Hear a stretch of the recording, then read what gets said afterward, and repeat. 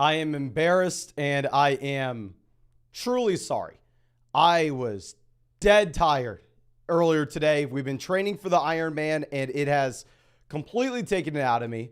I literally never take naps. Laid down at like 2:30 to go to sleep. Mom called me and woke me up with my Apple Watch at like 6:15. Yo, and are you going to go live? Is everything okay? I'm sorry that we are late for the live stream. Ladies and gentlemen, I have no excuses. I'm a lazy bum and I am very sorry. But we are going to go ahead and we are going to hop into a $1,000 fantasy football draft. I don't know if we're going to be able to fill it. Maybe we're going to have to enter in this $1,000 draft. And as we wait for it to fill, we're going to have to go ahead and draft maybe in a $7 contest on Underdog. But nonetheless, let's get this bad boy going, ladies and gentlemen. And yes, I know Henry has been begging us to do the Mastiff, and we've been saying we will.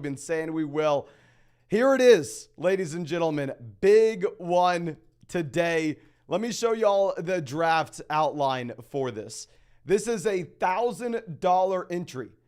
This is a $220,000 prize pool. First place is $20,000. Second place is $12,500. Third place is $9,000. This is the biggest fantasy football draft I have ever done. Now, looks like we're going to be waiting just a little bit for this bad boy to fill. So as we wait, we're actually going to go hop in a different Underdog draft. The one we're going to be hopping in instead is actually going to be Best Ball Mania.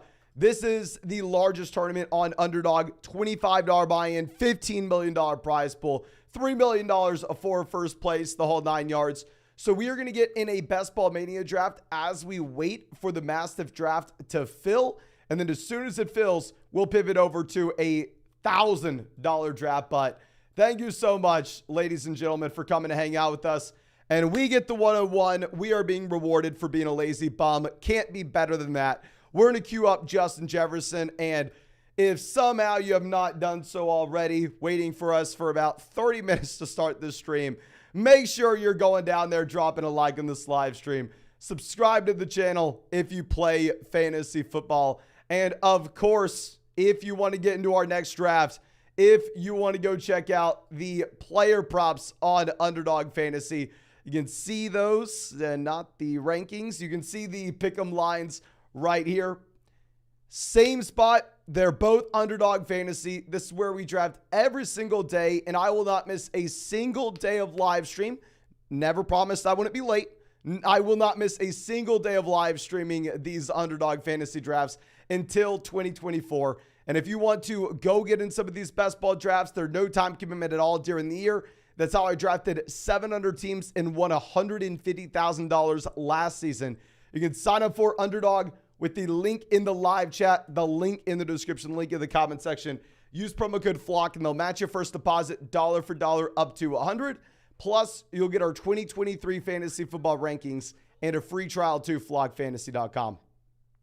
But let me go back over to the Mastiff. Okay, so there are 3 spots left in the Mastiff. If you are wanting in the $1,000 draft with us, we are going to kick that off when those 3 last spots fill. Ghost says, Mason, no, new tourney just dropped. Oh my gosh. Okay, what new tournament just dropped on Underdog? They just dropped the puppy. Oh my gosh. This is a big deal. How does Underdog have this many freaking tournaments? Where's the puppy?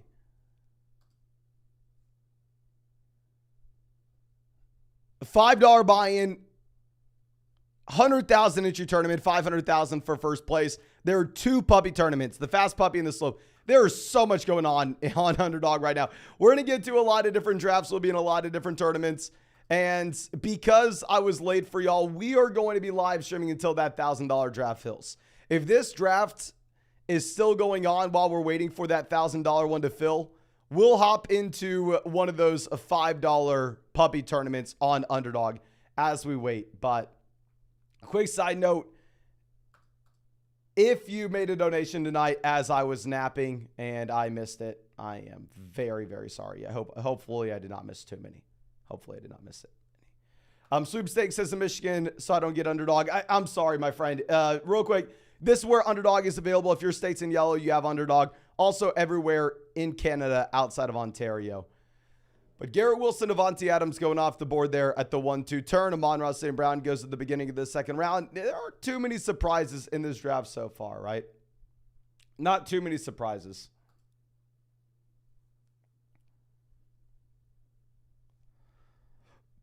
Okay, Nick Chubb goes 16.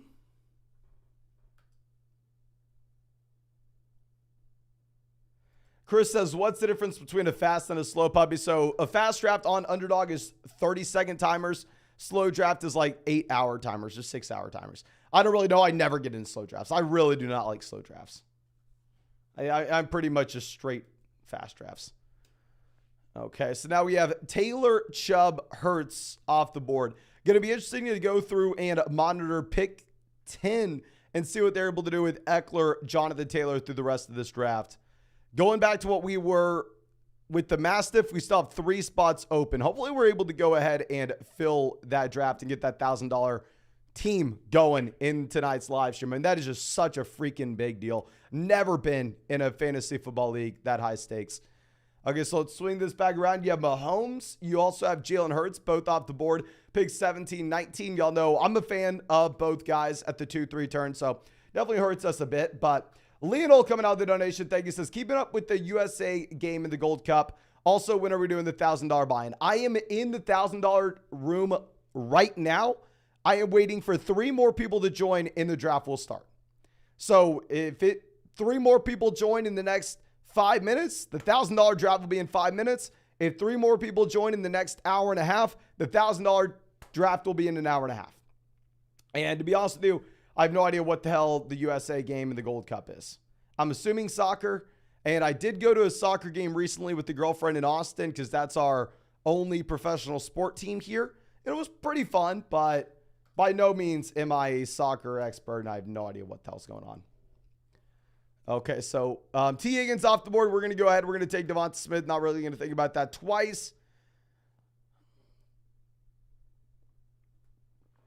And here, I think I may want to take Josh. No, we're not going to take Allen for the sole purpose of us potentially being able to go ahead and grab Justin Fields, DJ Moore at the 4-5 turn. We'll go Derrick Henry. What's interesting is, yes, Henry's saying Hopkins minus 500 to go to Tennessee. Right now, it looks very likely that DeAndre Hopkins is going to be a Tennessee Titan. Can y'all please spam the chat? We have over 700 people in this stream, which is ridiculous and crazy. And like I said, guys, as soon as the $1,000 draft is filled, we will bounce from this one and go straight into that $1,000 draft room. There are 3 spots open. But I'm going to need your opinion. If DeAndre Hopkins goes to the Tennessee Titans, is DeAndre Hopkins is Derrick Henry a better, worse, or same option for 2023? If Hopkins goes to Tennessee, does Henry go up, down, or stay the same in fantasy football drafts? Please just keep it to one word. Spam the chat. We have 700 people here. Let's get 700 opinions. That would be awesome. Okay. So better, same, better, worse, better, same, better, same, better, slightly, better. Okay, so it looks like most people are saying Derrick Henry would be a better option if the Tennessee Titans are able to go ahead and grab DeAndre Hopkins, assuming just the offense would be better in general. Now, I don't necessarily think it's a guarantee by any means, but I mean, hell, to be fair, at the end of the day, if you are looking at Derrick Henry, the 2 big red flags that you have, 1, his age, and then 2, how bad his offense projects to be this next year. So if all of a sudden DeAndre Hopkins makes said offense better, then maybe it makes Derrick Henry better and it lessens one of those red flags that he has. Henry says 400 likes already. Yes, how the hell do we have 400 likes on this stream? Now, we are going to be getting in a ton of drafts tonight. I am so sorry that my lazy bum was sleeping as we were supposed to start the live stream. I am going to draft a ton tonight for everybody here. And yeah, of course, if you want to get in our next draft after this one, if you want to go get in our $1,000 draft, do not recommend you hop in a $1,000 draft if you are new to Underdog. Definitely stick in like the $5 drafts that we're going to be doing after this. But if you want to get into one of those drafts, or if you want to go check out any of those player props on Underdog Fantasy, you can find that link in the comment section, in the live chat, in the description. Sign up with promo code FLOCK. We are going to be drafting here every single day until 2024. I mean, it's no time commitment at all during the year. So I judged that 700 teams who won $150,000 last year. If you use promo code FLOCK, they're going to match your first deposit dollar for dollar up to $100. Plus, you'll get our 2023 fantasy football rankings, a free trial to flockfantasy.com. And here are the states that Underdog is available in. But Deebo Samuel goes pick 40. Now, the most interesting team is going to be pick 9 here. Pick 9, you were sitting with CeeDee Lamb, Nick Chubb, DK Metcalf, Deebo Samuel. The reason that this team is extremely interesting is you never get the ability to start like this. The reason being is if you were looking at DK Metcalf, he generally goes pick 29, pick 30. DK Metcalf generally goes ahead of Keenan Allen, Jerry Jeudy, Amari Cooper, Joe Burrow. And if you were looking at Deebo Samuel generally goes to pick like 32, 33, 34. He usually goes before Christian Watson, Keenan Allen, Jerry Jeudy, Amari Cooper. So, I mean, I think that team at 9, definitely the most unique team and has gotten the biggest value chunks in comparison to the rest of the league here, which is definitely interesting. And I want to be monitoring team 9 through the rest of this draft. I think that one's almost looking the best. Okay, so let's swing this back around. We are set up to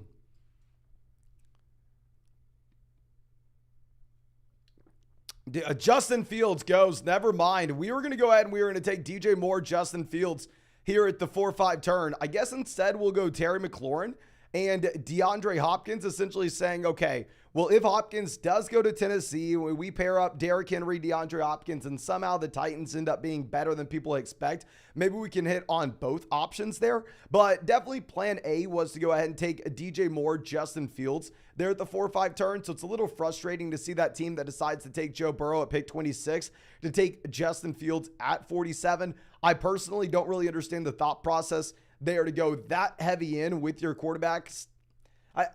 I don't know. I think it's going to be hard to see that working out in my mind, but regardless. Rex says, Barkley falling to 22. Dang, yes. If Barkley continues to fall this much, I will continue to draft Barkley more than any other player in the early rounds. Like, you have no idea how many freaking times I got tagged in the NFL Rumors tweet saying, Saquon Barkley may sit out games this next year. Yes, but how is this news? We all know he's trying to get a new contract now. Of course, if you want to tag me in an NFL Rumors tweet that says Trey Lance is in better terms with the team ever since they've drafted him, then yeah, you can tag me in that. But if it's not that account's not legit, and I don't think we need to be worried about looking at it too much. TJ says, what would be your preferred pick for the Mastiff? So there are 2 spots left in that $1,000 draft we're waiting to kick off here. If I can pull this start at 1, going Jefferson, Smith, McLaurin, Hopkins at wide receiver, Derrick Henry at running back, I would be very excited about that. I'd be very excited about that. Neil coming out says, started from 5 in a poodle today. Hill, Olave, Higgins. Got Higgins at pick 29. Burrow, Mike Williams. The Mike Williams in the 5th round is crazy as well. Love that team, my man. Love that. Jake says, just downloaded Underdog with your code. First off, thank you. There's nothing that supports this channel as much as that, and it's not even remotely close. And yes, we're going to be getting $5 drafts going later. So like I said, I'm going to be drafting a ton tonight. I apologize for being late to this live stream. It's embarrassing that I was sleeping and my mom had to wake me up by calling me, my Apple Watch going off. Like, y'all have no idea. I'm not a nap guy at all, but we've been like running 7.5, 8 miles a day. This morning, I swam like 100 laps and then lifted weights. I've just been exhausted training for that Ironman. Like so damn tired. Like I'm sure the videos I recorded earlier today were just horrible because I barely keep my eyes open. Now, holy crap, the $1,000 draft just filled. So we are going to have to bounce from this one. I will keep y'all posted with how this draft is going, but let's get this going. Everybody spam the chat. Hype it up. Let's go. We are at pick 5 in this $1,000 draft, ladies and gentlemen. We are drafting right next to Nolan there. Nolan at pick 4. We have Tommy Knows, member of the flock, in here at 2 with us as well. We have a lot of, oh my gosh. We have a lot of familiar names in this draft. This is going to be really exciting, and pick 5 I'm good with. I'm good with pick 5, ladies and gentlemen. This is the biggest fantasy football draft I've ever been in. The biggest draft previous to this was a $500 buy-in. We actually have done 3 $500 buy-ins before. We did 2 $500 buy-ins on Underdog last year. Both of those tournaments, we made it to the final round in, and I actually won one of those tournaments for $20,000. I drafted another $500 team this season. So obviously, I don't know how that's gone so far. We're going to have to wait. And we are now drafting a $1,000 team. Okay. That other draft we just took, Michael Pittman, Kyle Pitts at the 6-7 turn. Cup goes, so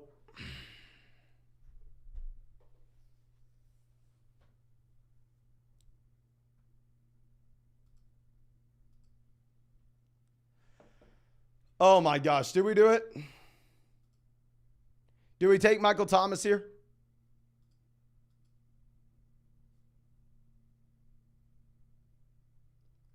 We'll mix in CMC. If it was Best Ball Mania, if it was a puppy draft, I think I would actually go ahead and reach on Stephon Diggs. Y'all know I'll do a lot of Stephon Diggs here in mid-round 1 in that kind of contest, because in that kind of contest, your hand is forced to go about as wide receiver heavy as you possibly can. This is a much smaller overall tournament. This is only a 240 person entry. It's not like Best Ball Mania where it's a $25 buy-in, $15 million prize pool.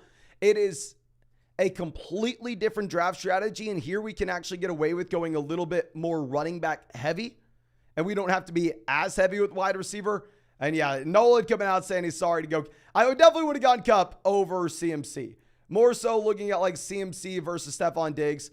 In this style of contest, I think that we're going to have to go ahead and take Christian McCaffrey. Now, obviously, $1,000 draft. I get a little nervous having to take CMC here at pick 5, and it's not something that we've done very often. So let's see if we are going to be able to make this work. I'm nervous, ladies and gentlemen. I'm not going to lie to you. I'm nervous. Okay. Yeah. I'm sorry we didn't go Michael Thomas for everybody. I know y'all want. How funny would it have been? We fire up a $1,000 Underdog draft, and for a meme, we take Michael Thomas, or we go Lance pick 5. Yeah, if y'all don't know, we were in an Underdog draft a couple nights ago on a live stream, and someone took Michael Thomas at pick 6. It was pretty funny. Okay. So, yeah, I just go Trey Lance pick 5. Say nut up or shut up. Nut up or shut up. Let's go. Now, holy crap, we have over 900 people watching this live stream. Thank you so much for everybody coming to hang out with us tonight. Please, this is maybe going to be the biggest live stream we've ever done in terms of freaking July. If you have not done so already, go down there, drop a like on the stream for us. It would help us out so damn much. Bijan Robinson falls all the way down to pick 17. We're going to take Jonathan Taylor here. I'm sorry. I know I'm stupid. I don't like going running back to back. Like we were talking about in these high stakes drafts, generally you're a little more inclined to go running back in comparison to the super large field contest that you'd find with the puppy or Best Ball Mania. So it's not the worst thing in the world here to go back to back running back. Just in my mind, to take Devonta Smith over Jonathan Taylor It would be a wild play. It would be a wild play. So we're going to go ahead. We are going to take Jonathan Taylor, pick 20. We're going to see what happens here the rest of the way, but a really interesting spot to be in. Really interesting spot. Okay, Devonta Smith goes 24 as well as Jalen Hurts. So that team at 1's probably pretty damn happy with their start. You have Tommy Knows takes Christian Watson, pick 26.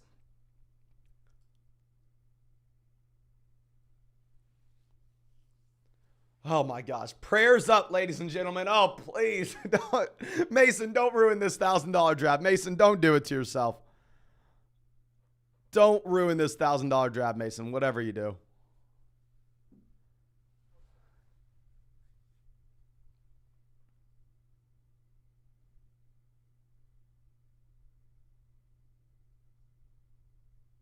I got to do it. This is going to be the craziest freaking start of a draft we've ever seen. We are getting 100% baited. We're going Jonathan Taylor. We are going to have the most unique team. There's not going to be another team in this 240-person contest that is able to start CMC, Jonathan Taylor, Tony Pollard. Oh my gosh. Oh my gosh. My heart is pounding, ladies and gentlemen. We're going to make this work. I got to tweet out this start right here. Everybody, prayers up in the chat that we have a wide receiver fall to us. We need wide receiver.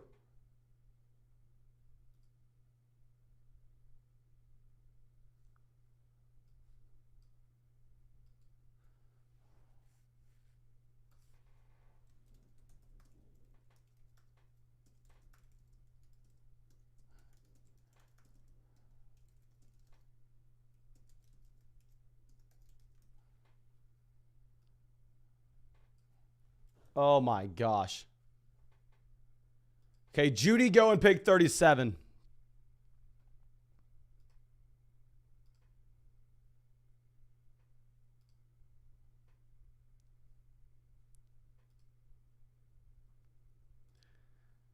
Actually, I can get a better tweet. I can get a better screenshot than that for this tweet.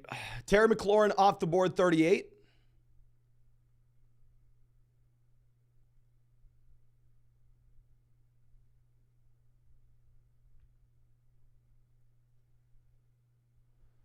Jahmyr Gibbs goes, just get all these running backs off, right? Someone freaking take Najee Harris. So just someone take Najee Harris. Okay, Homer on the clock. So if you were just not getting here, we've taken CMC, Jonathan Taylor, Tony Pollard.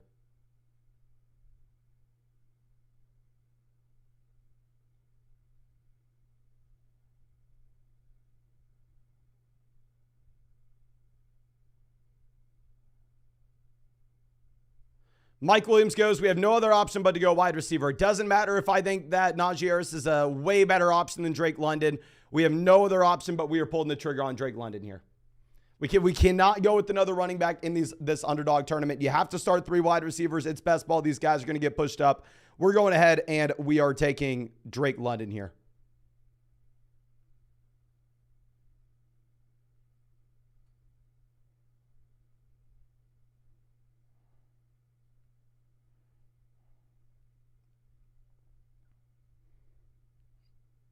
Okay. God, I wish I would have taken Stephon Diggs round 1. Oh, if I would have gotten who would you rather have? Please, everybody let me know in the live chat.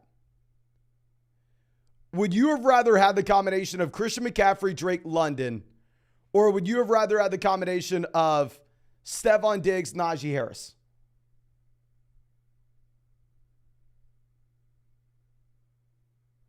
Please, everybody spam the chat. Would you rather have had Diggs, Najee, CMC, London?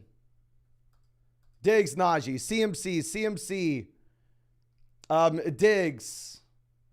No, this team's filthy. Okay. It looks like most people are actually taking CMC. CMC. We have Diggs. But yeah, it looks like most people are actually agreeing with our decision to take Christian McCaffrey there. We're going to go ahead. We're going to take Christian Kirk. I would have actually really liked to have Justin Fields round 5, and I probably would have taken him. But I think Nolan saves us from ourselves because honestly, what we needed more than anything else here was going to be wide receiver. So we have no other option but to go ahead and take Christian Kirk here, pick 53, right? If Fields would have made it, maybe I could have sat here and convinced myself to make a mistake and pull the trigger on Justin Fields over Christian Kirk. But we need wide receiver. But yeah, let's go. So running back CMC, Taylor Pollard. Wide receiver, London, Christian Kirk. We have 1,000 people watching this right now. Holy crap. Thank you so much for everybody coming out and hanging out with us.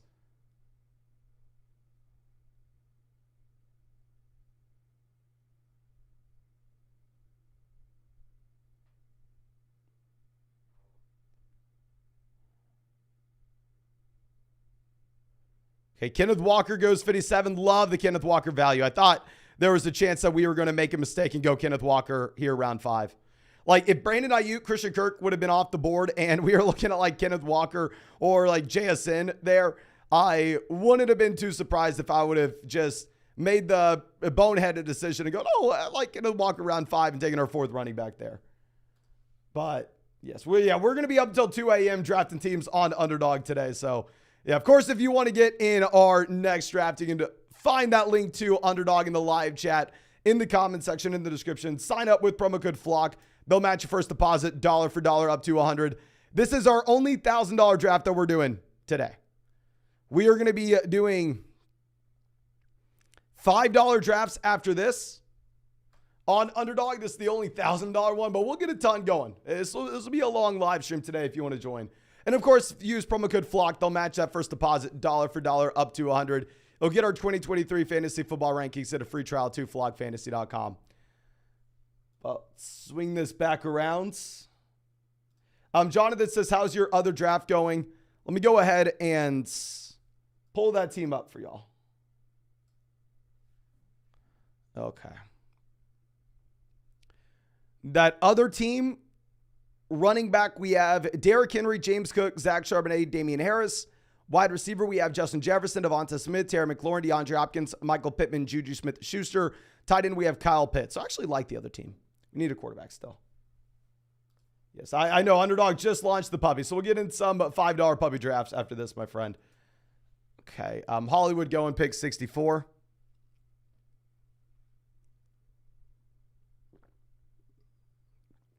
Okay. Lockett, 65. Obviously would have taken Tyler Lockett if he would have fallen to us. Rachaad White, 66. No idea why the hell Rachaad White's going to pick 66. I'm not going to complain about it. Okay. Ashton on the clock. Well-balanced start has the Mahomes-Kelsey stack. They go Mike Evans. I was either taking Michael Pittman or Mike Evans. We really needed a wide receiver in this range. Pretty much anybody not named Treylon Burks. So we're going to go ahead, take Michael Pittman here at 68. And I guess we're all in on the Indianapolis Colts, ladies and gentlemen. Looks like this is probably an Anthony Richardson team. I mean, here we're sitting with JT, Michael Pittman. Anthony Richardson, you better be good, okay? We better not have just lit our $1,000 on fire. But, yeah, well, let's go ahead and let's take Michael Pittman, pick 68. Last year, I literally never drafted him. Thought he was the most overrated player in fantasy whenever he was going in round 3. Here, I think it's a good Pittman price. Not going to lie to you. I'm excited about having Michael Pittman at pick 68, even if I know other people are not. Like, if you go and look at the player props on Underdog, what's a little concerning, right, is if you look at the Michael Pittman line, I mean, they barely have Pittman for any receiving volume at all. They have Michael Pittman for 4 receiving touchdowns and 800 receiving yards.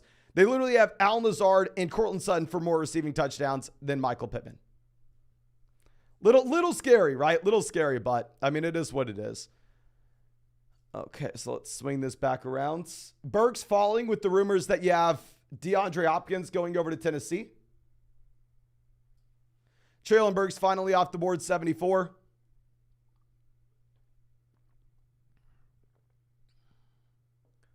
Okay, I don't want to say too. I'm sorry we're not speaking about what we are going to do as we wait to get on the clock here, but it's a $1,000 buy, and I kind of got to keep my lips shut.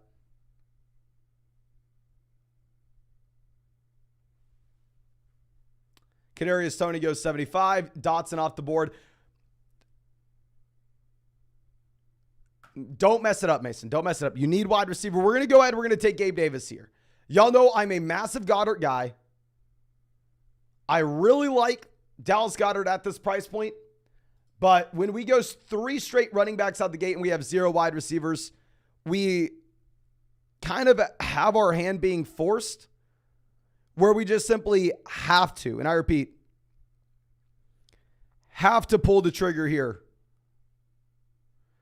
on a wide receiver, right? I think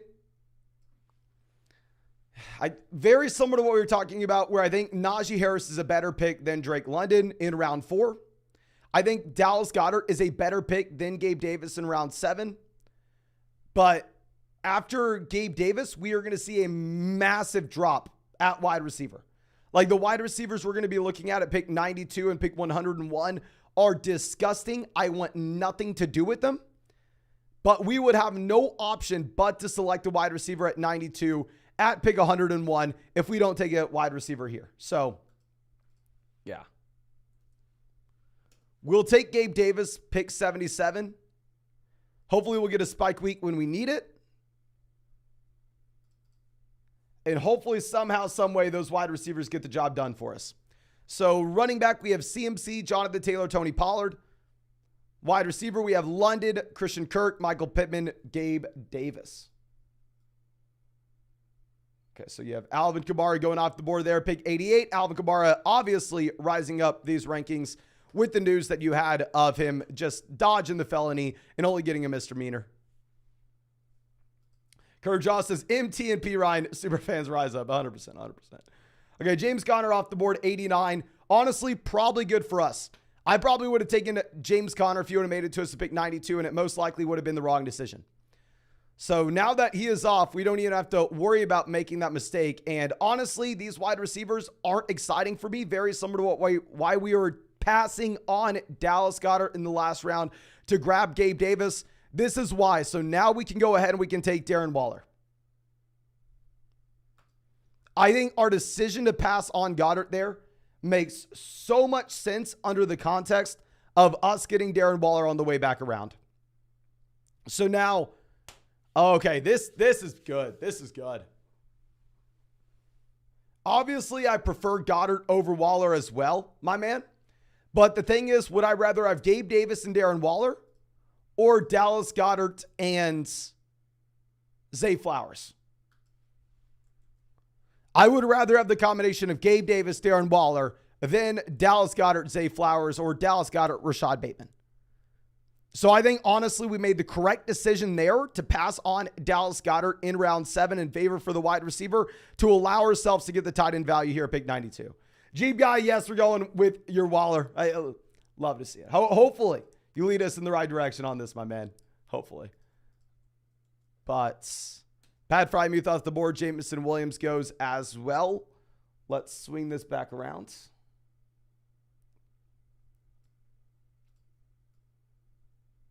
So, clearly Richardson is, I don't want to say the target, but Richardson is 100% in play here whenever we have Michael Pittman and Jonathan Taylor.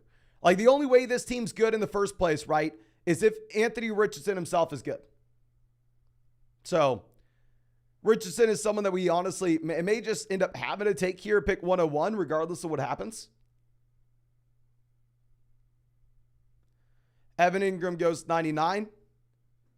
This is the only situation where I found myself passing on Anthony Richardson. If we have a wide receiver making it 13 picks past ADP, now with the selection of Darren Waller, we've set ourselves up with the ability to go with the stack of Daniel Jones in the following round. The only situation that we do not take Anthony Richardson here is if Rashad Bateman with an ADP of 88 falls to us at pick 101 on a team where we still desperately need wide receiver because we go CMC, Taylor, Pollard out the gate. So I am not taking much Bateman at all.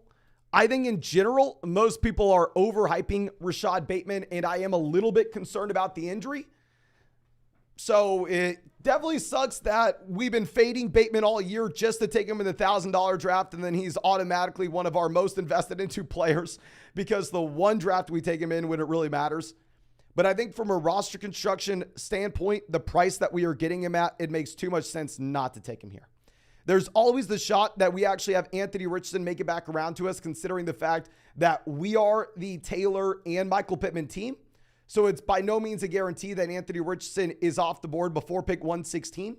While it's probably likely, right? I can't sit here and say it's a guarantee. We have Anthony Richardson on the way back around. There was a 0% shot that Rashad Bateman was going to make it any further down. Okay. So now Daniel Jones off the board at 107. Definitely sucks to see Daniel Jones go there. I mean, that team there doesn't have a New York Giant, but Daniel Jones has the rushing upside where it's like you have to stack him. And at the same time, if you are looking at Daniel Jones, I mean, this is a quarterback that you could go Wan'Dale Robinson, you could go Jalen Hyatt later on, right? So, yeah, you have a lot of flexibility when you take Daniel Jones. You can't sit here and cry that someone took Daniel Jones when we were possibly looking for him. But yes, everybody's saying Ritter team confirmed. Well, someone hit my DMs earlier today saying Lance to the Falcons rumors. Don't know how valid that is, but okay. Zay Jones goes, yeah, so wide receivers going off the board. Honestly, I think I approve of our decision to go ahead and take Bateman where we did.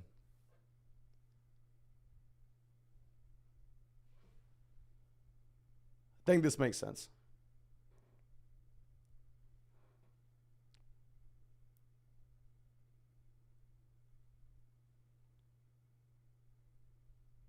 Okay. Richardson off the board 112.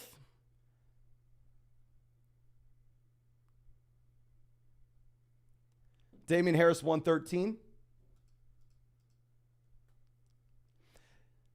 Jamal goes, so Kirk Cousins not in play for it. We're going to go ahead. We're going to take Zach Charbonnet.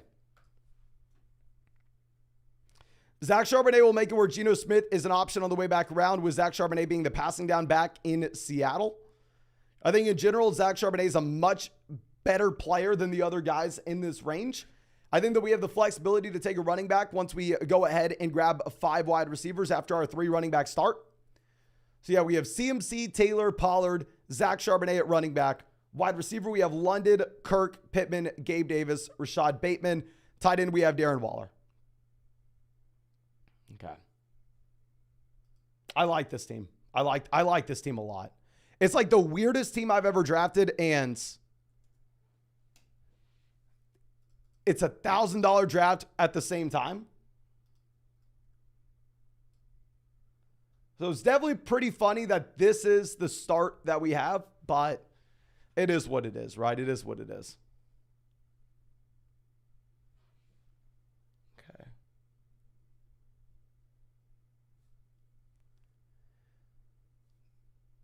Rodgers going off the board at 123. Elijah Mitchell goes, I actually kind of want to take Geno Smith here. Obviously, prefer a Geno Smith stack if you're going to have Metcalf, if you're going to be sitting with Tyler Lockett, Jackson Smith, and Jigba. It's not like Zach Charbonnet is the perfect guy to correlate with Geno Smith, but I do think it makes sense just a little bit if you are looking at the fact that with Charbonnet, he is most likely going to be the passing down running back in what you have in Seattle. And more importantly, Geno Smith, in my mind, is just the best player in this range. Like, I think if you're looking at all of the quarterbacks in this tier, I could easily see Geno Smith outscoring Aaron Rodgers based off the weaponry that he has. So we have a little bit of correlation.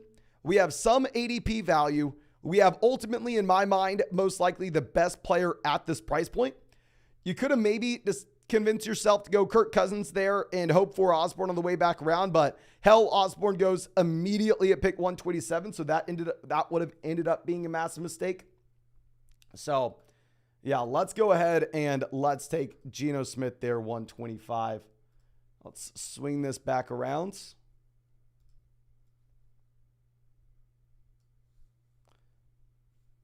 Nico Collins goes 131.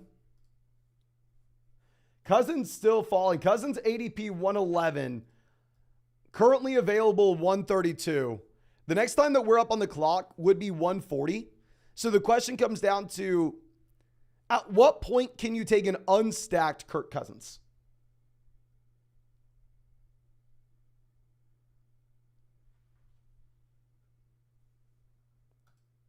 What point could you take an unstacked Cousins? Is every team before us has either 1 to 2 quarterbacks. So that may be a question that is very important to ask right now.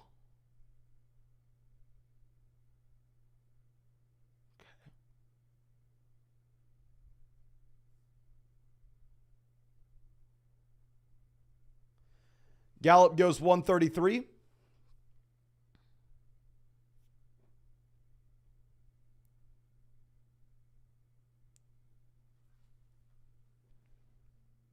Now, if you were in like Best Ball Mania, if you were in a puppy tournament and just a massive large field tournament on Underdog, you would not take another running back here with this draft after having CMC, Taylor, Pollard, Zach Charbonnet.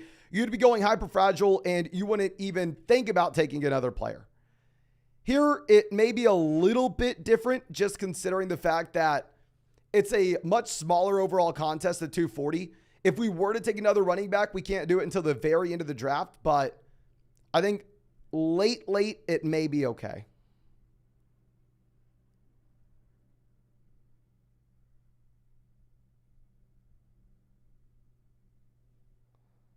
Okay, we are on the clock here. Jalen Ward not really in play for us. Goff not in play. Russ, we could go Patrick. We could go Mims. Not really excited about that. Everybody in the chat spamming. Oh, no. Okay, thank God. Oh my gosh. Oh, we almost missed out on him. Oh, okay. That was scary. Yeah, everybody in the chat spamming Dalton Schultz. I don't know what we want to be doing on the Best Ball Mania. I've been drafted on my phone. We are drafting at the same time. I need to stop looking at that. That $25 buy-in doesn't matter nearly as much here as this one. So, running back, we have CMC, Taylor, Pollard, Charbonnet. Wide receiver, we have London, Kirk, Pittman, Gabe Davis, Bateman. Tight end, we have Waller, Schultz.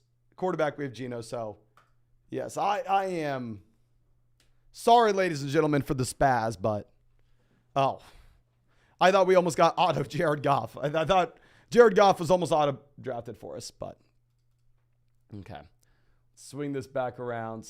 Tight end not in play for us anymore. If we really wanted to go like round 18, Noah Fant, maybe we could do it, but definitely not looking at tight end at this point.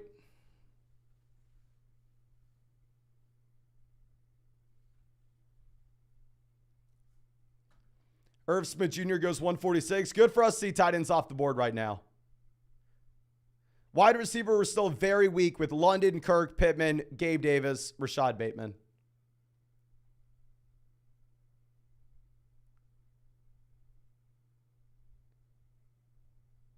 Okay. Cole Kmet goes.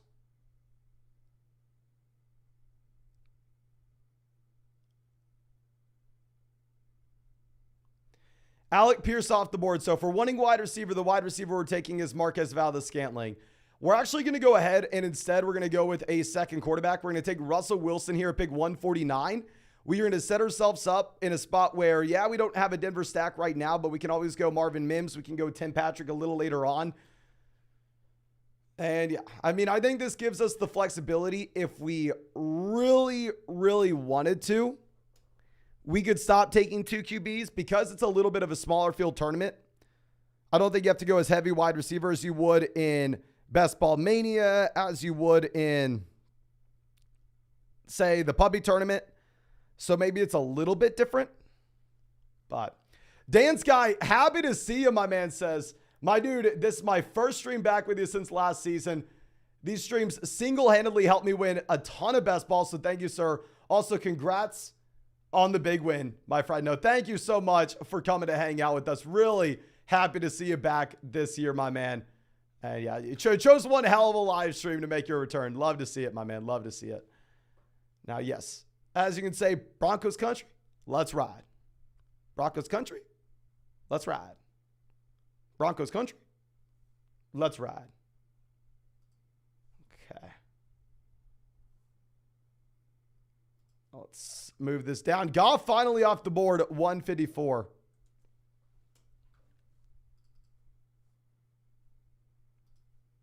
Okay. Let's move this over. So obviously Marvin Mims is the guy that we're looking at when we have Russell Wilson here.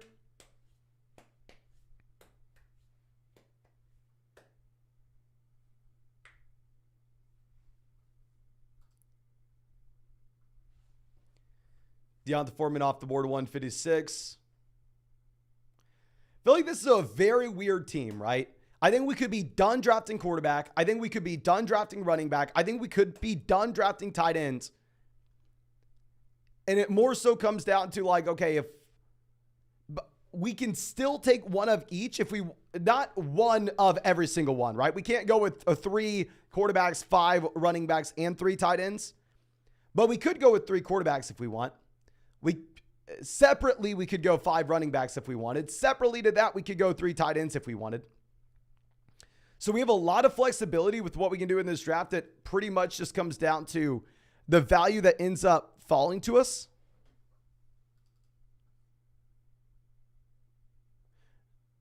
That team goes Kyler. I thought they were going to go Carr with the Saints stacks that they had paired up.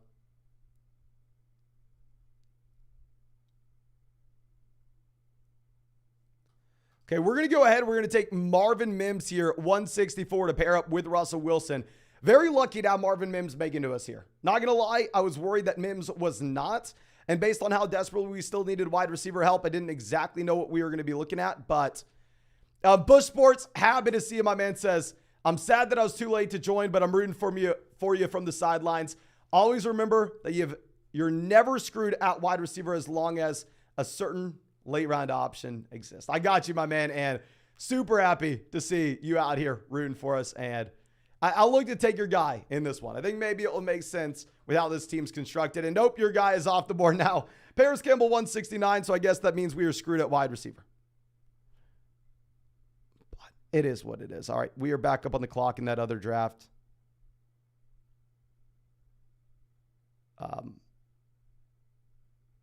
We're actually going to take Tannehill in that other draft where we had Hopkins and Henry. Okay, well, let's move this down. Patrick goes 170. Tim Patrick was definitely in play for us, but it is what it is.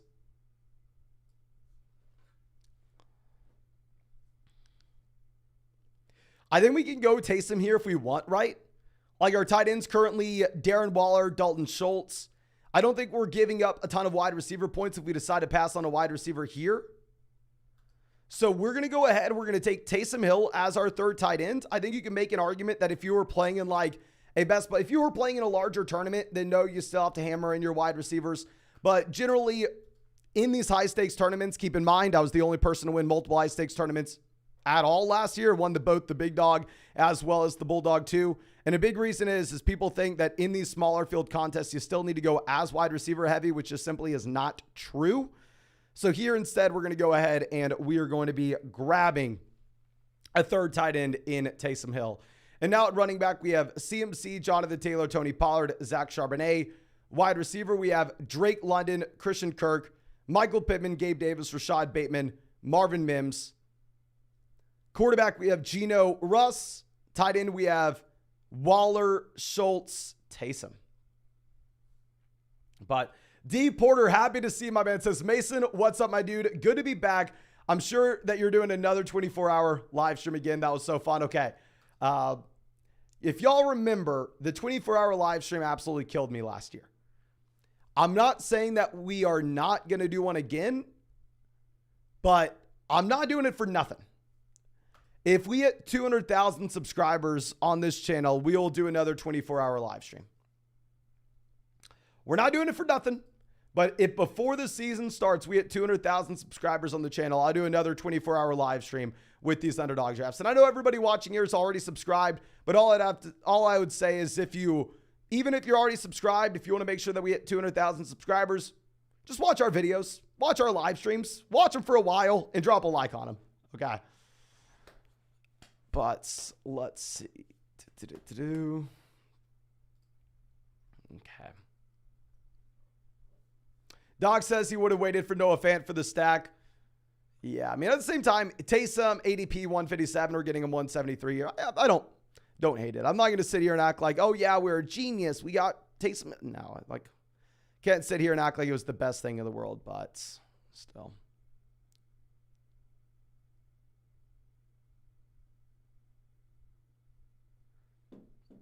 Okay. Shoe Hubbard goes 184.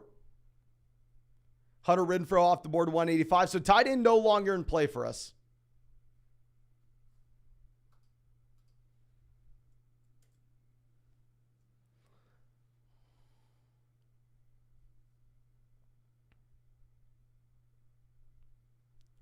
We're looking at quarterback, running back, wide receiver here.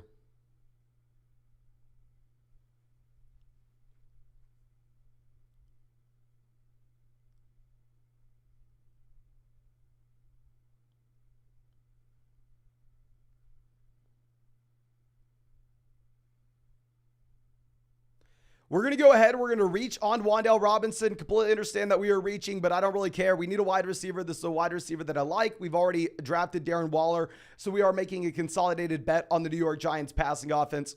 So yeah, let's go ahead and let's grab Wan'Dale Robinson here. Pick 188. Devontae Parker, not too exciting in my mind. Wan'Dale, I really liked as a prospect. Wan'Dale flashed some elite traits as a rookie, so I like it. NFL Blitz says Flock has the team. It missed a few, but it is what it is. You know what it is, my man. Yeah, I think NFL Blitz crushed the draft, obviously. I mean, getting Andrews, Lamar Jackson at the 3-4 turns pretty much a cheat code, especially as you see people take CeeDee Lamb, Garrett Wilson pushing down A.J. Brown to pick 10 for you. You go JSN, pick 58. Aaron Jones, 63. So funny, right? You're pick 58. You're maybe like, okay, do I just take the value in Aaron Jones, or we need a wide receiver? You get your wide receiver and you still get your running back there in Aaron Jones. Dallas Goedert there for the pseudo bully tight end strategy, pick 82. I love the team, my friend. Yeah, I freaking love that team. Okay. Now let's swing this back around. Maybe now we want to go ahead and take Devontae Parker. In terms of quarterbacks that would correlate with us, Sam Howell really won it. So let's just take another stab on wide receiver. I don't know. It's just very different if you were looking at these smaller field tournaments in comparison to the super large field contest on Underdog.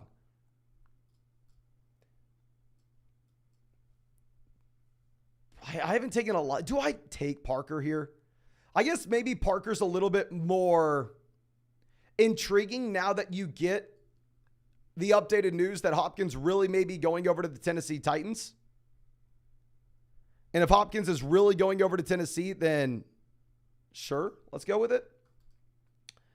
Now, Jonathan says, who has the best/worst draft? I like number 12 in your draft.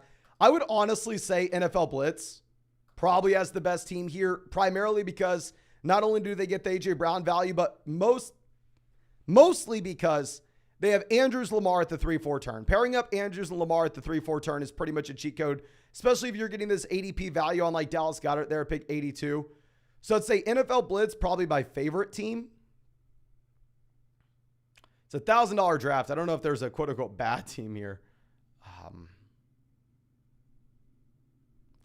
Yeah, I don't know how it could find our least favorite team, but Canella says, have you watched the Netflix series Quarterback yet? Started it today. I'm about halfway in through episode 1 and very excited. I didn't get to start watching Hard Knocks until the past few years because I used to not have HBO when I was younger. So I'm excited. But yeah, we're going to fire up another draft after this one, ladies and gentlemen. So don't go anywhere, especially if you want to get in our next draft. Okay. I think, honestly, when we have CMC, Taylor, Pollard, Zach Charbonnet, we're probably going to go with the hyper-fragile approach. I don't know if we're taking another running back here.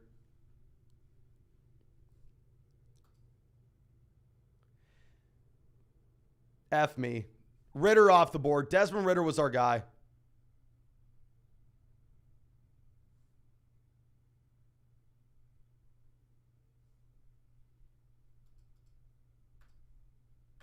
Spam the chat. Who do you want? Hunt, Lance, Sam Howell. Who do you want? Spam the live chat.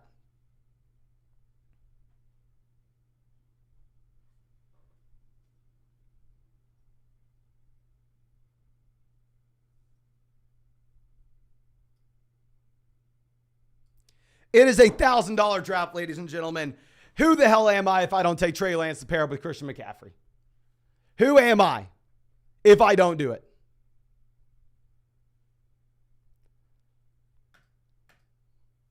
Let's get him, ladies and gentlemen.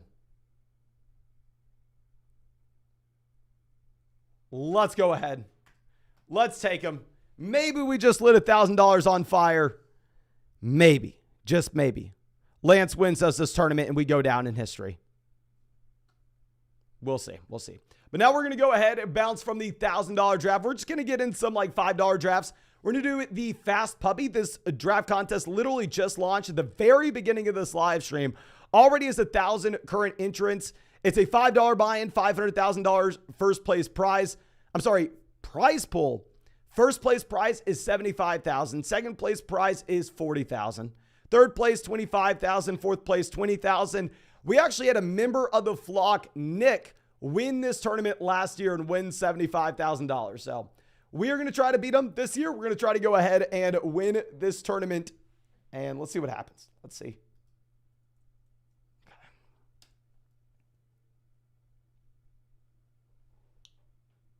Now, God, that $1,000 draft was a roller coaster. That was a freaking roller coaster.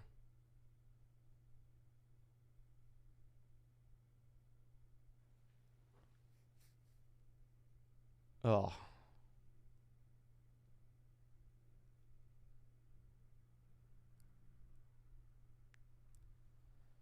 Crazy, ladies and gentlemen, crazy. Who's the Josh Jacobs this year? The Josh Jacobs this year is Trey Lance, my friend. If y'all don't know, Josh Jacobs was my most drafted player last season. And my most drafted player this year is Lance. As you can see, we just took him in a $1,000 draft. How much freaking Trey Lance do I have now?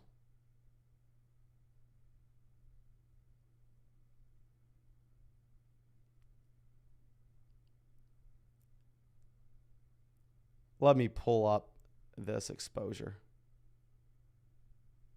How much Trey Lance do I have? I have 25% Trey Lance. Lance, please. Please.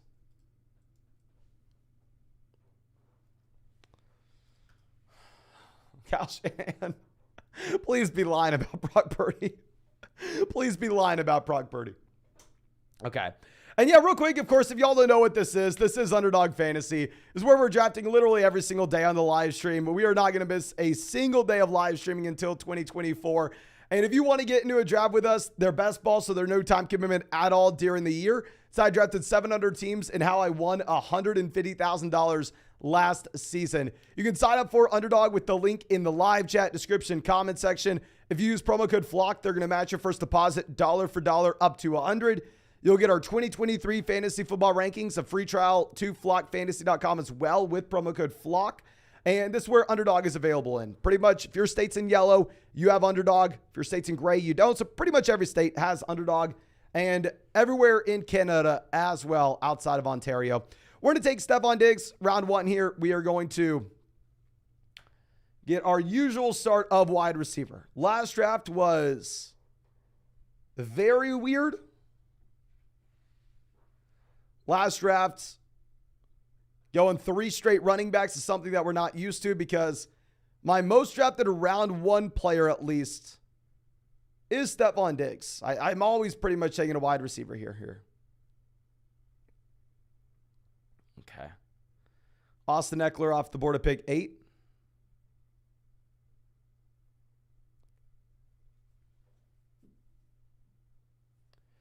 Charlie says, not sure about Lance the Mastiff. I would agree with you. If you are going to be drafting Trey Lance, it's probably a much better play to be doing it in the large field tournaments where we're chasing for the highest ceiling possible, such as Best Ball Mania, such as this puppy draft. The Mastiff, that's why I was considering to go Sam Howell. And if we did not have a brand to live up to, we probably would have. If there was a spot to go Sam Howell, it was definitely a tournament with only 240 teams, right? Okay.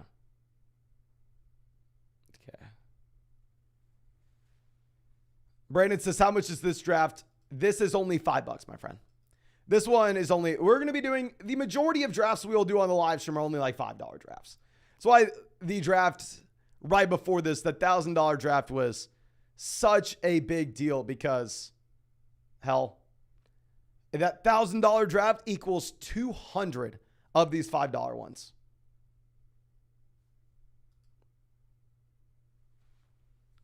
Now, Will MVP on the clock. We're going to take Taylor or Barkley, whoever falls.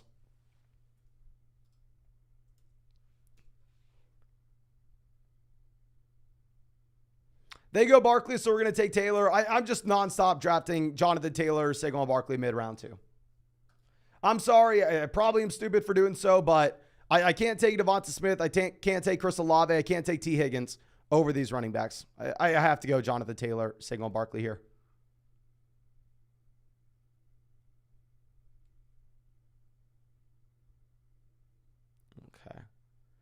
Now, Mahomes goes pick 20.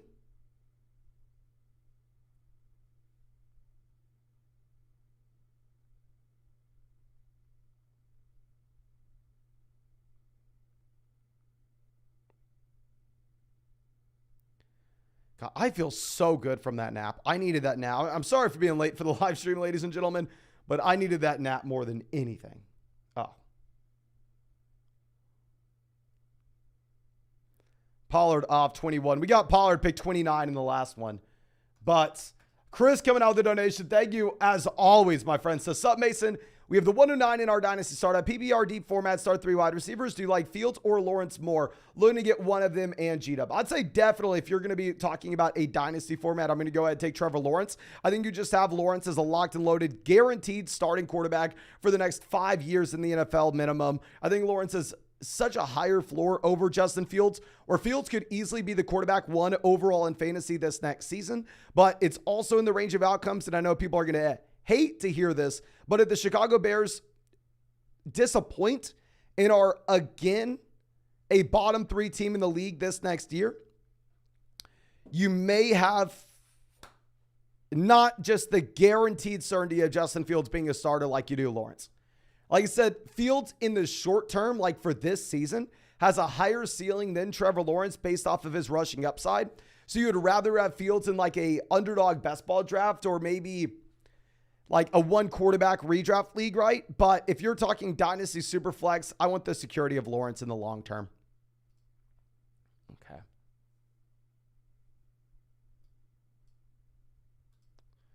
Jacobs off the board 26. Jalen Hurts goes 27.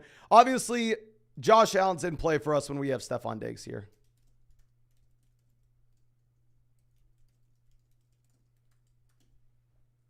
And Allen goes immediately after.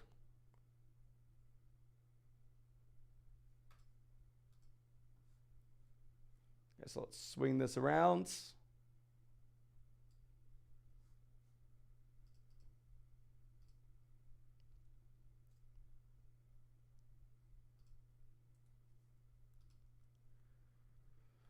Andrews goes, we'll just take Brees.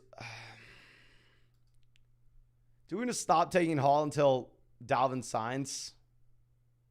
Let's mix it up. Let's go Amari Cooper here. Let's mix in some Amari. We already have a decent amount of Brees Hall. If Dalvin were to sign, I think you have Breece Hall falling down these draft boards considerably if he goes to the Jets. If Dalvin Cook doesn't go to the Jets, I don't necessarily know how much higher Breece Hall all of a sudden gets drafted.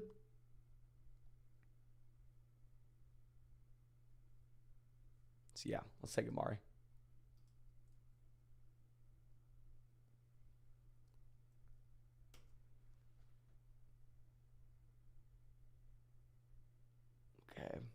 Star says you shouldn't talk about your picks. I'm sure people troll you on purpose. Yeah, but at the same time, I mean, my goal isn't to just draft the best fantasy football team I possibly can. You know, if my goal was to only draft the best fantasy football team I possibly could, I wouldn't live stream. I wouldn't put my thoughts out there. I would kind of just be quiet, right? I wouldn't put every time I step into a draft room, regardless of if I'm live streaming or not, and I'm not sitting here saying, boo hoo, look at me, feel bad for me. But the reality is, I do have a giant X on my back, right? People are coming for me for no matter what. So it's like a balancing act. There are 1,000 people watching this. I need to go ahead. I need to give you my honest thoughts so it can hopefully help you in one of your own fantasy football drafts. Now, of course, if I'm in a $1,000 draft, then I'm not going to be telling you what I want 3 to 4 picks before it happens. But if it's a $5 draft, it's probably worth more than just $5 for me to just tell you exactly what I'm thinking and be very fair and try to help out as much as I can for the people watching this live stream. Even if it means maybe someone's going to snipe us intentionally. It is what it is.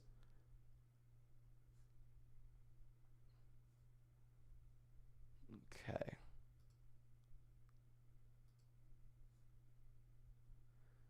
And honestly, last year we had better results than literally anybody else. We had higher advance rates in pretty much every tournament than anybody else. I was the only person to win multiple tournaments. I still got 16th place in Best Ball Mania. And multiple of those ones that we won were done on live streams. So I don't think we're putting ourselves at that big of a disadvantage in saying oh yeah, we took Stephon Diggs round 1, so I want Josh Allen in round 3. Pretty much everybody knows, right? The team who takes Stephon Diggs in round 1 wants Josh Allen in round 3.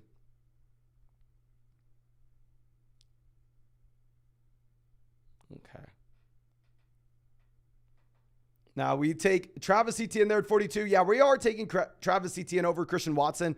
If we would have taken, say, Breece Hall there in the 3rd round, I think instead we would have taken Christian Watson over Travis Etienne in round 4. But yeah, I like this team. So let me know. What would you rather have as your combo? Would you rather have Christian Watson and Breece Hall? Or would you rather have Amari Cooper and Travis Etienne?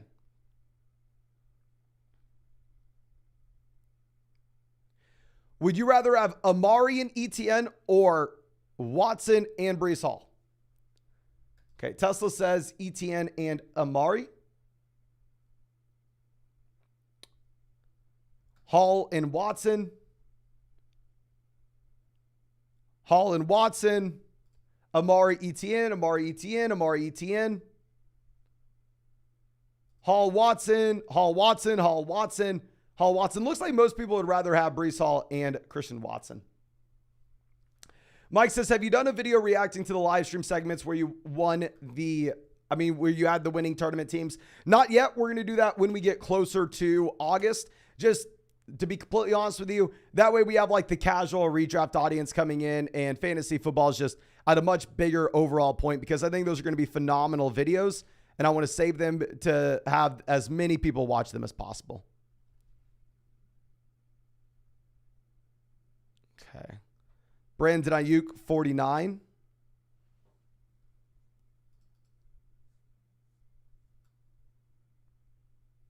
Swing this down. So, yeah, this team's going to go ahead. They're going to take Joe Burrow. They have the combination of Jamar Chase, T. Higgins. I would be very surprised if they passed on Burrow here. They go Christian Kirk.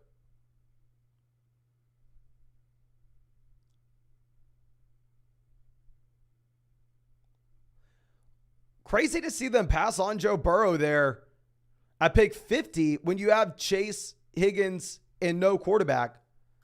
I'm really surprised to see that. Joe, here's where Underdog is available. If your state's in yellow, you have Underdog Fantasy.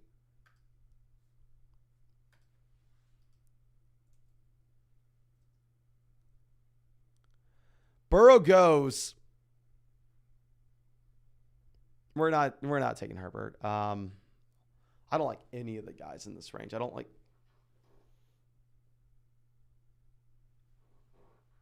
Do you take Godwin?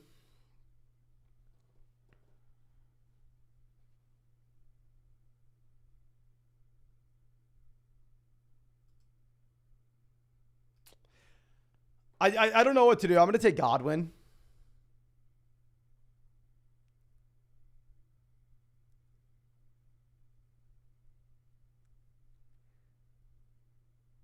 I don't know what we should have done there.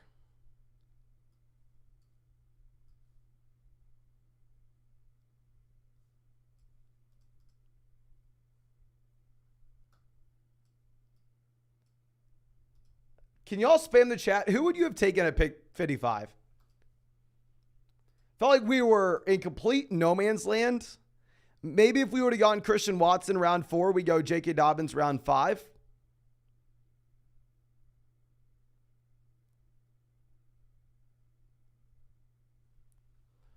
Okay, Herbert, Madison, Herbert. Rex sounds like Godwin. Herbert, Deonta, Madison, Godwin. Dobbins, Deonta, Herbert. My tiebreaker was I definitely think Herbert's the best pick in that range. But maybe we take Herbert in that range whenever we have Eckler, whenever we have Mike Williams, whenever we have Keenan Allen.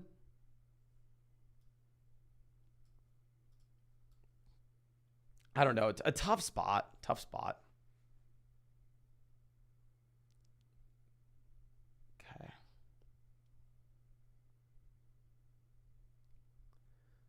Madison goes 63.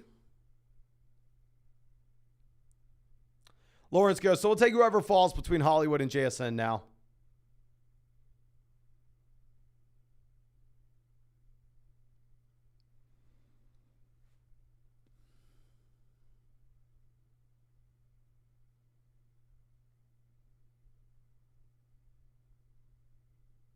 Okay, come on, Will MVP. Who are you taking here, my man? We're just going to go with whoever else is not taken. Is he auto-picking every pick? He takes 7, so we're going to go ahead. We're going to take Hollywood Brown here at pick 66. So now wide receiver, we have Diggs, Amari, Godwin, Hollywood. Running back, we have Taylor, Etienne. Few Yanks give us some free pick'em bets. I've already showed y'all my favorite pick'em on Underdog. I'll show you again, just in case you haven't seen it. My favorite pick'em on Underdog is not going to be any of these WNBA things. I would be clueless there. But my favorite pick'em on Underdog would be actually the Rivals line and T. Higgins more receiving touchdowns than Kadarius Toney. That'd be my favorite line on Underdog. Tony's getting an extra half a touchdown added on, but still, I don't think that's nearly enough. Okay. Burks goes pick 70.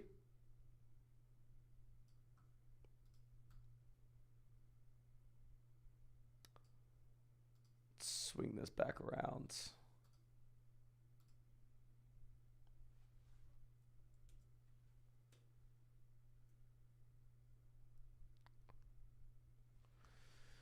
Let's see. JSN makes it all the way down to pick 69. You have JSN going behind Kadarius Toney. I understand the Toney team has Patrick Mahomes and has Travis Kelce, but still, I mean, JSN picks 69. Michael Pittman picks 71.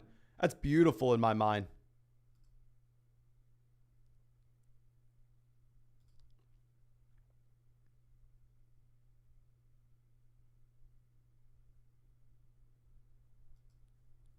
Okay, Dotson goes.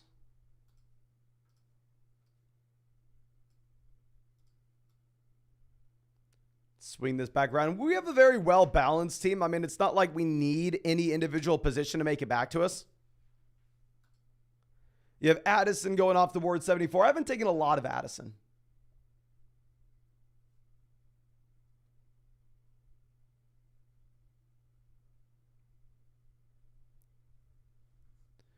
Gabe Davis goes 76.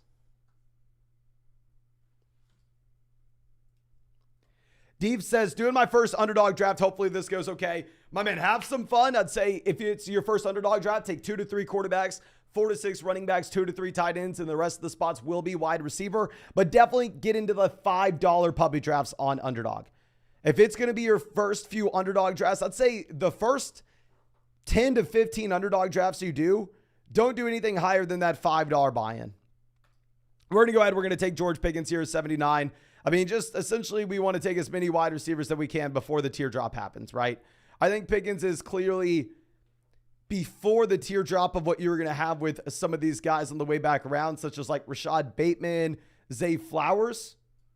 So, yeah, let's get in George Pickens there, pick 79. I actually thought Pickens was going to be overdrafted, overrated this season. Like, I'm kind of fine with George Pickens at this price point. Kind of like it. Now, Darren Waller off the board, 81.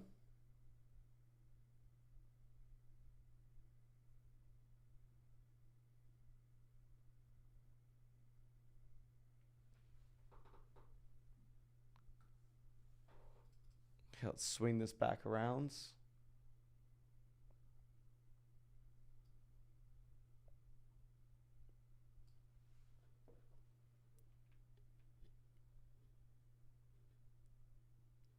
So it does suck for us to have Deshaun Watson off the board there at pick 80, right? Like, obviously, when we have Amari Cooper, we're looking to see if we can get Deshaun Watson at pick 90, but it is what it is. Not always going to work out for you.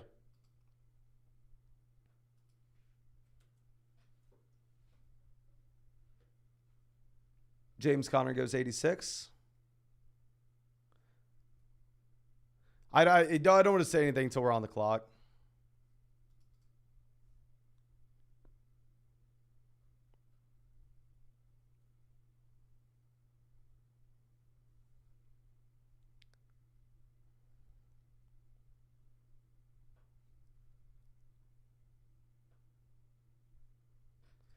Will on the clock now. This is the team that sniped us on Deshaun Watson.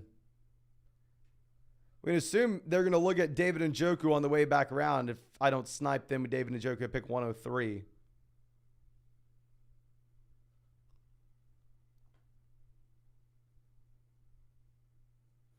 They take Dalvin. I'm going to go ahead and take Javonte Williams here. I mean, I talked about this in the video that came out earlier today, but if you were looking at Javonte Williams in the range of outcomes of what you have this next season, obviously it's baked in at this price that Javonte Williams is going to miss a decent amount of time coming off a season where he just destroyed his knee. It was not a clear ACL tear. I mean, there was significantly more damage than just that. And with Javonte Williams, you should be worried about him missing a considerable amount of time at the beginning of the season. But at the same time, we're taking him one pick before Michael Thomas goes off the board. If you were looking at what you have with this tournament, it's a $5 buy-in, $75,000 first place prize. So what we are drafting for here is we are drafting for the highest ceiling possible. I think Javonte Williams, by the time we get halfway through the year, can be the starting running back in Denver. The only competition the Denver Broncos brought in this offseason was freaking Samaje Perine, who I think is nothing. So I'm completely fine with Javonte Williams if he's going one pick before Michael Thomas. Obviously, Javonte going to miss time, but it is what it is. Okay. Now let's move this over.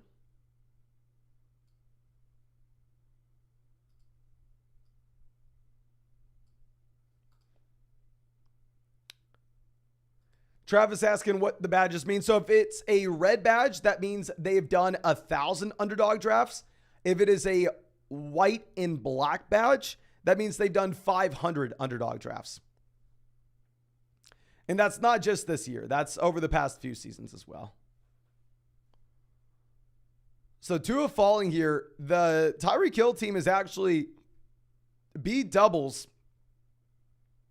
So I'm assuming that they probably go to pick 102.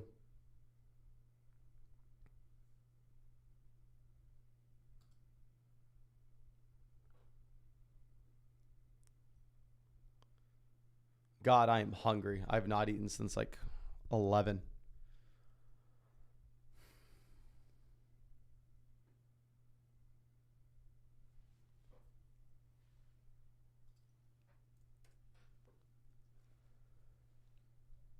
This team takes Dylan there, pick 98. Dylan was definitely in play for us at 103 if you would have made it.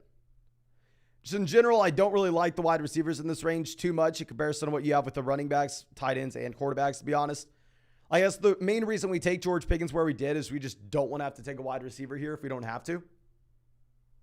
It's going to be interesting is this team right before us has Burrow unstacked. They also have Tyreek Hill. So do they decide to take Tua to stack with Tyreek? Or do they decide to take Tyler Boyd to pair up with Burrow? Burrow goes, so he doesn't even have the option to pull the trigger there. Goes Tua. We're going to go ahead. We're going to take David Njoku. The reason being is I try to stray away from going ahead and drafting 3 quarterbacks and 3 tight ends. If we continue to go down this path, only taking running back, wide receiver, as we've done through the first 8 rounds here, we are going to box ourselves in and have to take both 3 QBs, 3 tight ends, and I don't want to be doing that in general. So if we go David Njoku, I think this is a caliber of a tight end that if we just go with another tight end in the next few rounds, someone like Dalton Schultz, I think we can get away with only taking 2 tight ends and going ahead and taking 3 quarterbacks. And also, we have Amari Cooper, so we can make that consolidated bet on the Cleveland Browns passing offense, even if we did miss out on Deshaun Watson, where we were looking at Watson to pick 90. Okay. Let's move this back around. Geno goes. Dak Prescott, wouldn't be the worst pick in the world based off value if you were to make it to us, but obviously we don't have Lamb. We don't have Cooks. We'd be banking on getting Michael Gallup on the way back around. Frymuth goes. Frymuth was the dream. If we were to have Pat Frymuth make it to us to pick 114 to pair up with David Njoku and only have to draft 2 tight ends and also to make the consolidated bet on the Pittsburgh Steelers passing offense to pair up Frymuth, George Pickens, and probably go for the Kenny Pickett double stack, that would have been the most advantageous. Dak Prescott goes. That's the CeeDee Lamb team. Yeah, you're not expecting Dak Prescott to make it past there.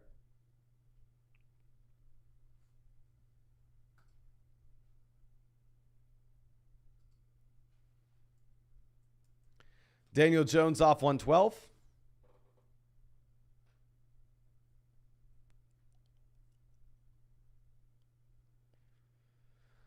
I know who we want. I'm sure y'all know who we want. I feel like this team here, Will, can pretty much do it. Like, they seem like a little bit of a wild card. I don't think you know what they're going to do.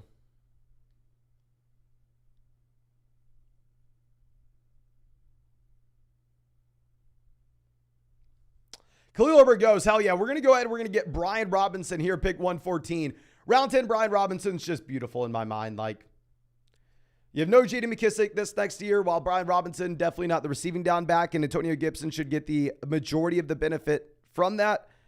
At the same time, I mean, Brian Robinson is a running back that had like 250 touches as a rookie last season.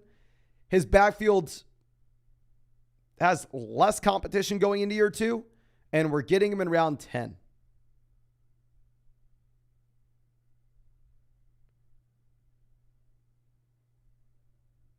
So love it.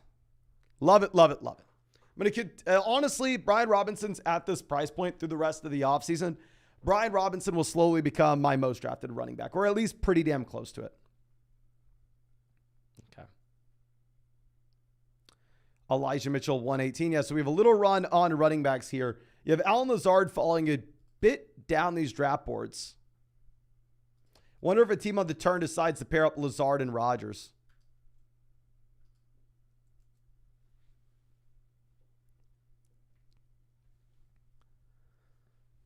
So this is going to be a build where we look to grab a tight end soon so we can get away with only having to draft 2 tight ends. And we're going to take 5 running backs, 3 quarterbacks, and 8 wide receivers. The year 2 tight end in Tennessee off the board.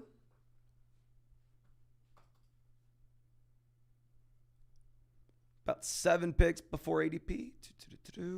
So very rarely do I see him go before ADP. I mean, it seems like I find myself taking him a lot just because I'm like, oh, he's 10 picks past ADP. Sure, I'll pull the trigger.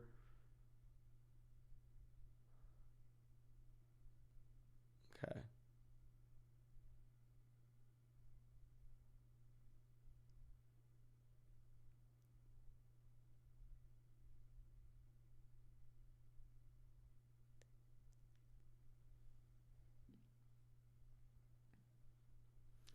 Lazard at this point, what?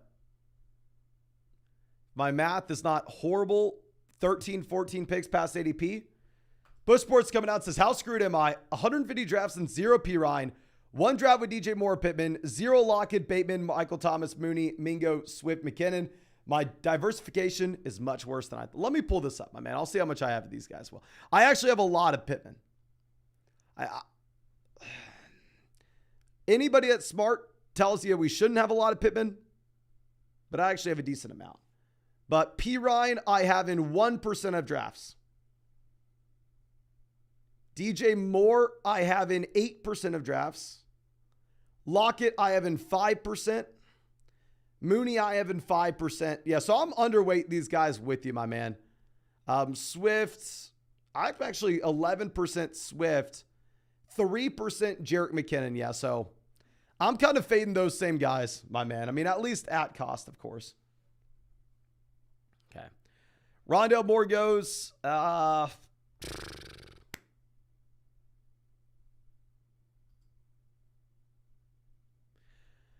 Rodgers not really in play. I guess when in doubt, just grab a wide receiver. We'll take Nico Collins, the wide receiver 1 in Houston.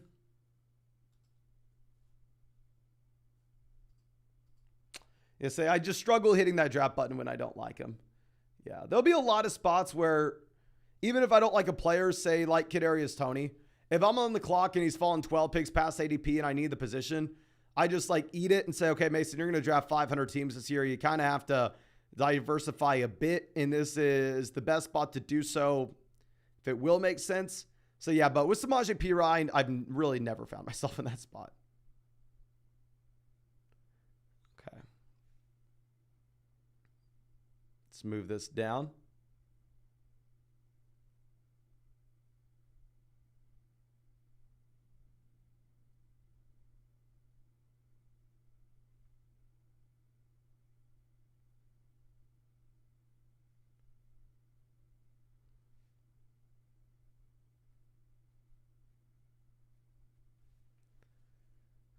Okay, Rodgers off the board, 132. Russ was actually possibly going to be in play for us, but we could have, I don't want to say too much. Is that the team that, yeah, this team I think is a little lost. They only have 3 wide receivers being Judy, Hopkins, Evans. They have 3 quarterbacks with Watson, Cousins, Russ. Does seem like that team's a little lost here.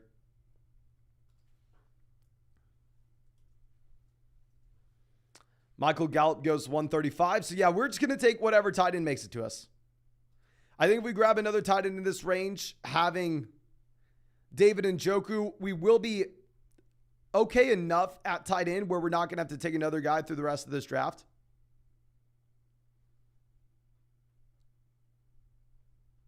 Okay. Greg Dulcich goes, we'll go ahead and we'll just take Dalton Kincaid. I was actually going to take Dulcich over Kincaid if he would have made it to us, but it is what it is. We'll grab some correlation in that Buffalo Bills offense, having Stephon Diggs, Dalton Kincaid. We are going to draft 1 more running back, 3 more quarterbacks, and then the rest of our spots will be wide receivers. So like 2 more wide receivers. But real quick, of course, if y'all want another draft after this one, go down there, drop a like on the live stream. If you want to get in our next draft, we are doing this every single day on the live stream and won't miss a day of live streaming until 2024. These are underdog drafts. They're best balls, so they're no time commitment at all during the year. It's how I drafted 700 teams that won $150,000 last season. So it's not meant to replace your main fantasy football league. Instead, it's just meant to be some extra fun on the side. And if you go sign up to Underdog Fantasy with the link in the live chat description or comment section, they're going to match your first deposit dollar for dollar up to $100. You're going to get our 2023 fantasy football rankings, a free trial to flogfantasy.com. And hell, you can have some fun getting into these drafts with us on the stream. And you don't even have to draft with us on the stream if you don't want to. I mean, you can just draft public lobby.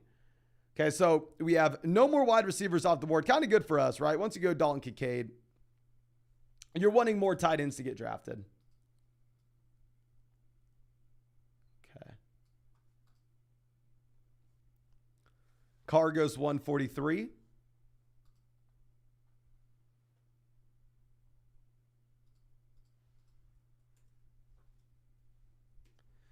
So in terms of quarterbacks that we could pair up with our options right now, very few.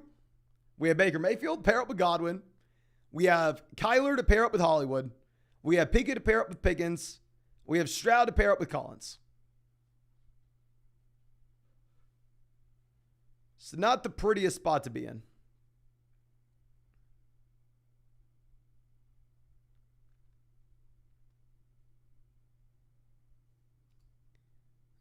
Okay, I feel like, is it just me or is this draft going so damn slow? Maybe it was the adrenaline, but I felt like the $1,000 draft went in 5 seconds. Like everybody was making their selection 5 seconds at a time. Here, I feel like people are taking the 30 seconds every single pick.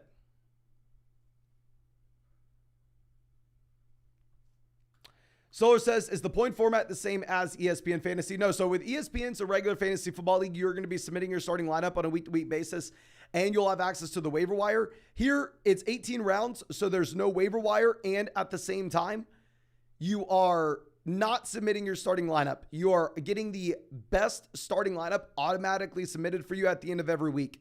So if Nico Collins randomly outscores Chris Godwin in week 6, then Nico Collins will automatically jump over him in our starting lineup without us having to do anything. It's how I drafted 700 teams last year. So it definitely does make a difference with your overall strategy and how you're approaching these drafts. And it makes roster construction much more important.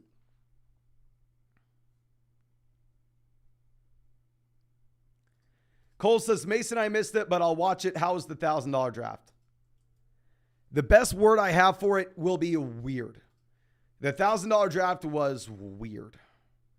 We're going to go with Adam Thielen here. What I like about taking Adam Thielen is, 1, we need a wide receiver. 2, I like the price. 3, I like that Hopkins looks like he's a little more likely to go to Tennessee now than Carolina. And also, if we are looking at this, we still need options to stack with quarterbacks. And we could go ahead and take Bryce Young here to pair up with Adam Thielen in a bit. So, yeah, not opposed to this whatsoever. Okay, let's move this down.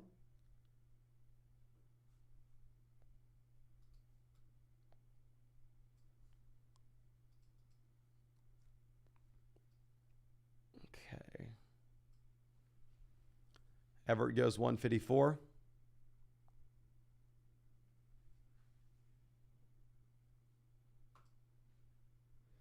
Charlie says everyone multi-tabling these puppies. Yeah, honestly, it's probably the truth.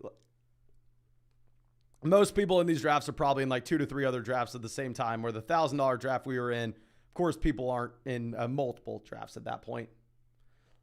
We were in multiple drafts. We were in a Best Ball Mania draft and the Mastiff, but I think it's a little bit of a different situation. Okay, Paris Campbell off the board, 157. Kyler Murray definitely in play for us, right, when we have Hollywood Brown here. We had no quarterbacks.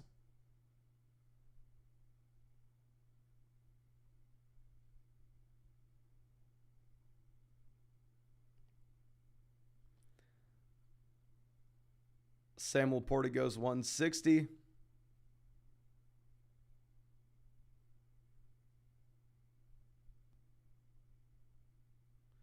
I may call an audible here.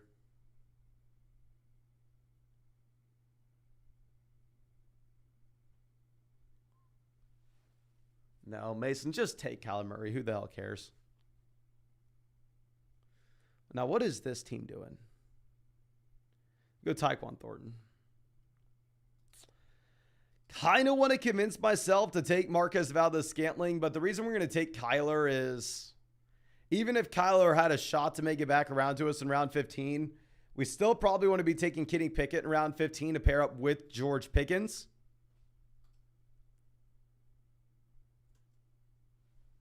So, yeah, let's go ahead and let's take Kyler Murray there at 162.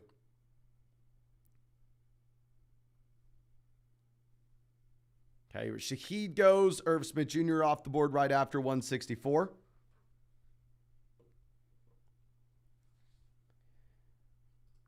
So, how far is Marquez Valdes-Scantling going to fall?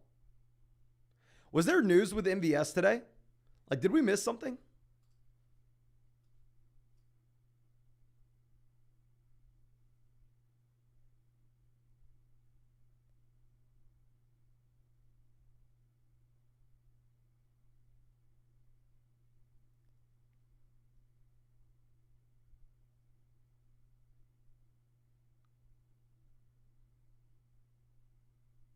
Okay. MVS finally off 165.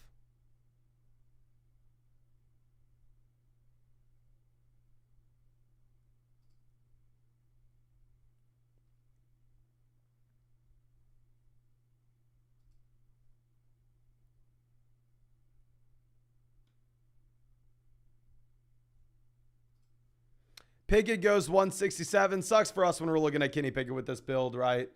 I mean, it makes us feel a little bit better about our decision to go ahead and take Kyler Murray where we did. Who are we kidding? This is going to be a Lance team, right? Here are we kidding? Okay. We still need one more running back, one more wide receiver, and two more QBs.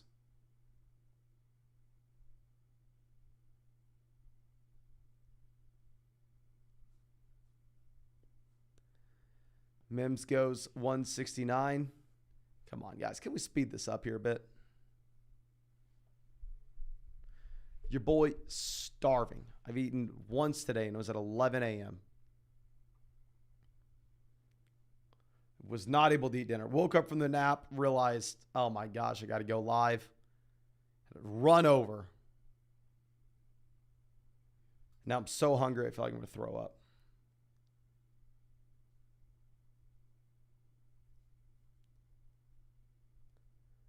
Okay, Jaden Reed and Jerome Ford falling. I mean, in general, if Ford's someone that I was drafting at the very beginning of the offseason when he was going round 17, 18.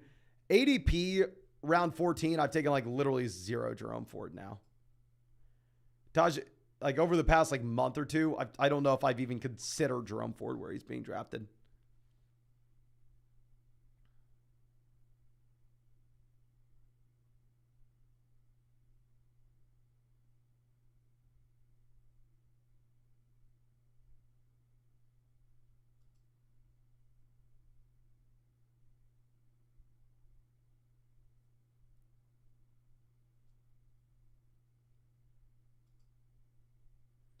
Okay, Jerome Ford off the board.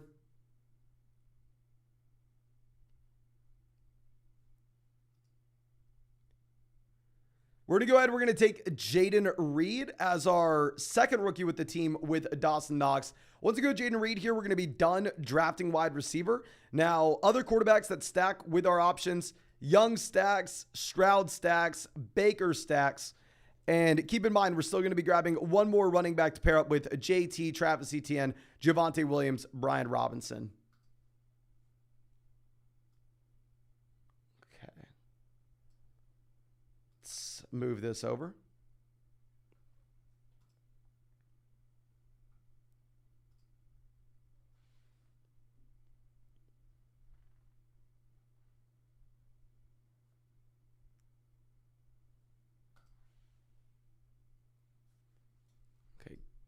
Curtis Samuel off.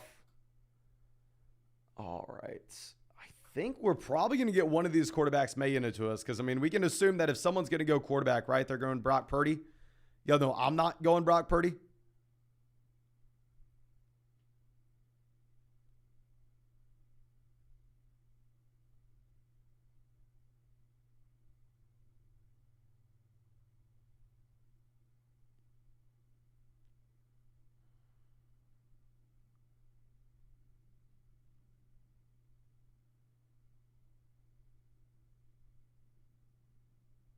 Okay. Let's see. Mike asking if we like St. Brown or Olave more. I like St. Brown more than Olave, my friend. I think, honestly, if you're talking like the value that they each bring to an NFL offense, I think that you can make a strong argument. Olave, as a deeper threat, brings more value to his NFL team, and he's a better real-life wide receiver. But I think Amon-Ra St. Brown, based off how he profiles to just see a ridiculous amount of volume, is going to be a better option in fantasy in particular.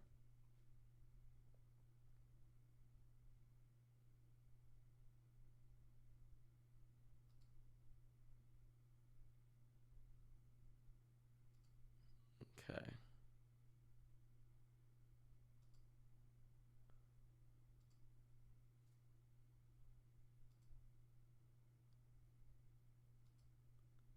We're going to go ahead. We're going to take Bryce Young to pair up with Adam Thielen. We get Young about 8 picks past ADP, blah, blah, blah. We need a quarterback, right? Now, what I don't love is the fact that we're going ahead and we're taking a rookie quarterback to pair up with a quarterback that's going to miss the beginning of the season, right? Like, for instance, if you were looking at, say, Kyler Murray, you're not really worried about the production he's going to give you in the short term. I'm sorry, in the long term. You're worried about the production you're going to get in weeks 1 through 6, 1 through 8, right? We can say the same thing with Bryce Young. Like, I don't know what Bryce Young's going to be at the beginning of the year, even if he has upside later on. I don't know if we want to be pairing those two guys in particular together. For that reason, I think maybe we're a little more inclined to go ahead and take Baker Mayfield instead of CJ Stroud, even if they both complete stacks for us, with Stroud being paired up with Nico Collins and Baker being paired up with Chris Godwin. I think maybe Baker makes a little more sense with the team, just considering the fact that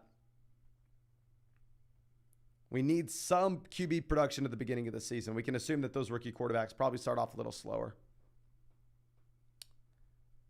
Sean says, just got back from seeing the new Mission Impossible. Awesome movie. Highly recommend. Yeah, I got my girlfriend's, like, just as a gift the other day. You can buy like those gift cards from Costco, and you can buy like the $50 worth of gift cards for $40 or whatever. I got that with movie tickets. So I was needing a good movie to go to. I figured I was just going to end up having to suck it up and go to Barbie or something with her in a couple of weeks. But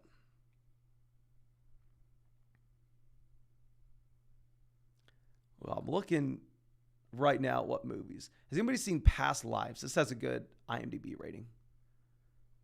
What I always do for movies is IMDb. IMDb is my movie go-to. But Fergal coming out says, here's $5 Australian. Don't go crazy and spend it all in one place. Well, thank you. Thank you, my man. Hopefully in Australia, y'all aren't having to deal with inflation. But I don't know if that's what a reference for, but thank you. Thank you so much, my man. Mike saying we crushed the Mastiff. Thank you so much, my friend. I don't necessarily know if I'm that excited about it, but it was definitely fun and interesting, and I think we have a shot to do something with it, right? Okay, a lot of people saying Sound of Freedom. Okay, let me see if I can. What was Sound of Freedom about? Ooh, super good IMDb rating. True story of former government agent turned vigilante who embarks on a dangerous mission to rescue hundreds of children from sex traffickers. Okay. Is it in theaters? Or is it a streaming thing? Looks like it's in theaters. All right, I'll try to convince her this. It's her gift. It's her date night. So if it's Barbie, I may have to suck it up. We may have to do Barbie. But I will try my best to convince for Sound of Freedom. Okay, we're going to go ahead. We're going to take Baker over Stroud. I think Baker maybe is just a better option if you have the combo Kyler and Young. Like, I think if we have Stroud, we have literally no quarterback production at the beginning of the year. Duke says Barbie's actually good too. Margot, Robbie's worth. Okay, I thought, is Barbie actually out? She told me it wasn't out for a couple of weeks or whatever. Told her we could go see whatever she wanted.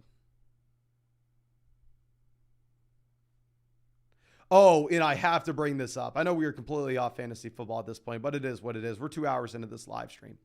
Y'all know I've been watching Game of Thrones, and I was saying like season 4, season 5, not that good. Well, please, spoiler alerts. I know it was out 10 years ago, whatever, but we're going to go ahead and just give you the spoiler alerts in case you want to watch Game of Thrones. And I'll say it's worth watching after the episode I just watched. But we just watched last night the Battle of the Bastards. That was the episode. You had Snow versus Bolton.